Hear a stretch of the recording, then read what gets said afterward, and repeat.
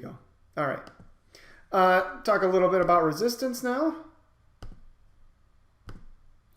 So a resistor, the reason I have the video going right now is because I want to show you a little bit of a demonstration using a straw. And this time I'm getting really environmentally friendly. It's a reusable straw. Whoa.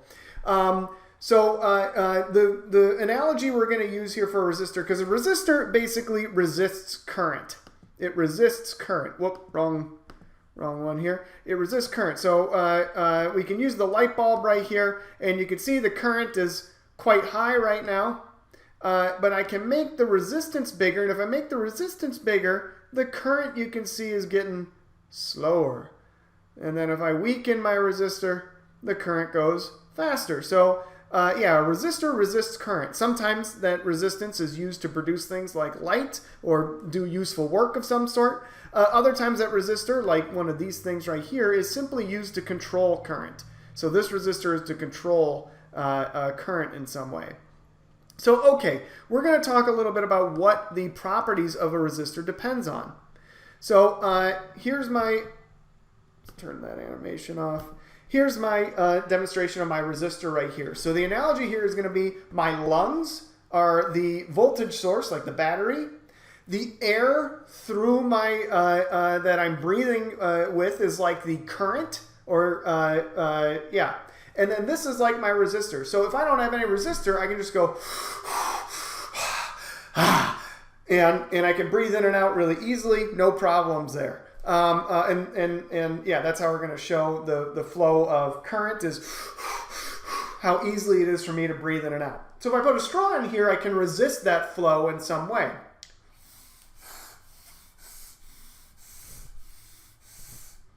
Still able to breathe pretty well, but there's definitely some resistance going on there. I can't do it as much. So what do you think would happen if I changed the length of this? What do you think would happen if I made one big giant straw out of 3 different straws? So that's what I'm going to do here. So I've increased the length here. I've increased the length. What do you think would happen to the resistance? Is that going to, or what do you think is going to happen to the current? Is the current going to be, is this going to be easier to breathe through, or is this going to be more difficult to breathe through? All right, let's try it.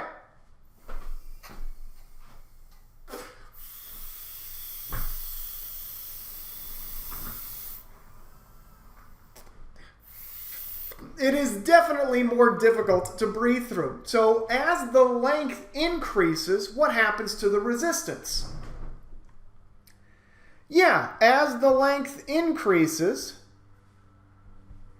so as the length gets bigger, the resistance is getting bigger, and that's direct proportionality.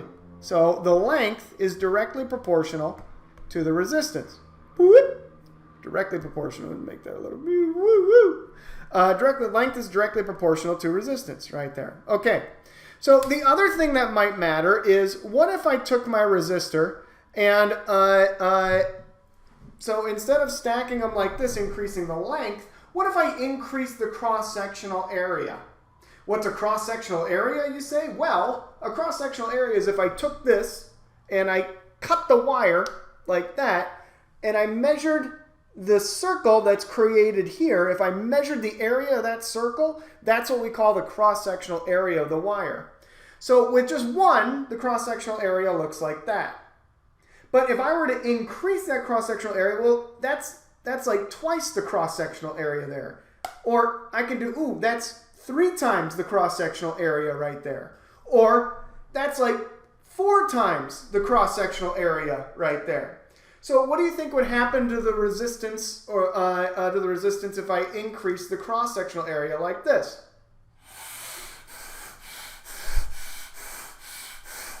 Compare that to 1.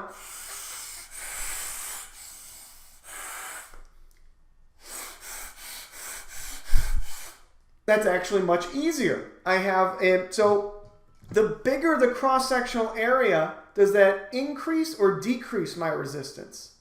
Yeah, that's going to decrease the resistance, and that's an inverse relationship there. So the bigger the cross-sectional area gets, the lower the resistance, and that shows the inverse relationship right there. All right. The last thing that actually really matters here is the property of the material itself. So as you guys know, right, something like we got insulators and conductors. So a wire is a really poor resistor, while something like, oh, I don't know, air or wood would be like a really good resistor. So the property and how we look at the property of material, it's an experimentally determined material.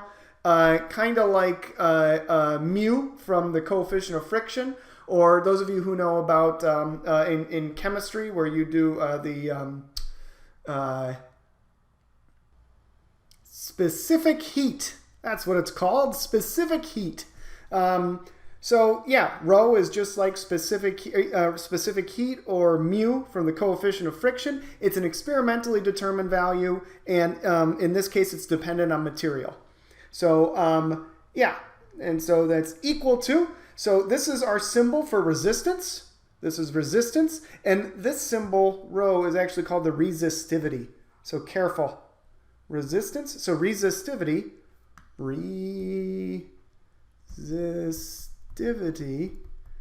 is material dependent and is experimentally determined, where resistance is that quantity that resists current in a circuit. So the resistor or resistance resists current in a circuit. The last thing I wanted to mention, so again, symbol is R for resistor, and then the unit is ohms. We use ohms. Another dude, ohm. So ohms, the symbol, the unit of resistance is ohms. We measure it in ohms. So the bigger the number, so a 100 ohm resistor is bigger than a 20 ohm resistor.